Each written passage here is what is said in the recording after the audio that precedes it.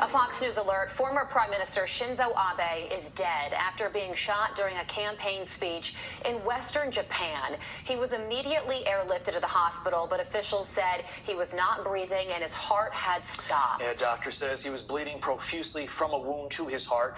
He was given a lot of blood as part of an effort to save his life. The suspected gunman was immediately taken into custody. Tributes, of course, pouring in from around the world, including from former President Trump, who says, quote, absolutely devastating news that former Prime Minister Shinzo Abe, a truly great man and leader, has been shot. He was a true friend of mine and, much more importantly, America. Fox News contributor Laura Trump joins us now. Laura, good morning to you. Former President Trump and Prime Minister Abe met several times when both men were in office, and this is an absolutely unexpected, devastating, tragic loss. What are your thoughts this morning? Yeah, well, Carly, you said it. It's a tragedy. It's truly horrifying when you see things like this happen. My thoughts immediately went to, of course, my father-in-law, who also is a former leader, and thank goodness he is surrounded by great men and women from the United States Secret Service that keep him protected every day.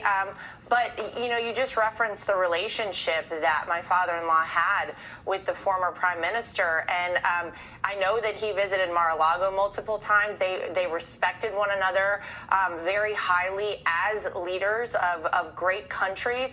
But they also, I do think, had a friendship that developed over the years. They played golf together so many times. I believe the prime minister even attended one of the first lady's birthday dinners unexpectedly, but that's sort of the relationship that they had. And obviously a tragic loss for Japan. Our thoughts and prayers go out to the entire country, our condolences, and truly a loss on the world stage as well. I know that, again, my father-in-law truly respected him as a great leader, and this is a huge loss for him as well. At a time, Trump presidency, when a number of world leaders avoided the U.S., avoided our country, severed their relationship, Shinzo Abe did not do that.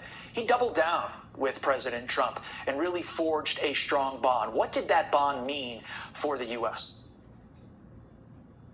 Well, I think, look, whenever you have allies around the world that are willing to reach out and make your relationship even better, I think that's always a positive thing. And so I think you look at Japan at this time, and you're exactly right, Todd. This was something that other leaders were maybe afraid to do, but it meant that the United States and Japan had a great working relationship, that there were many visits between these two men throughout the course of my father-in-law's presidency.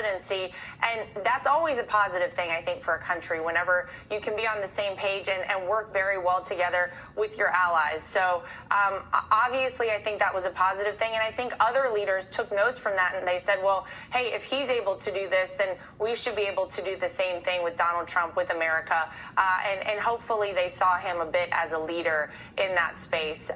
Again, another reason that this is just such a tragic loss. Abe was the longest-serving prime minister in Japanese history. He was 67 years old, and apparently the gunman has been apprehended.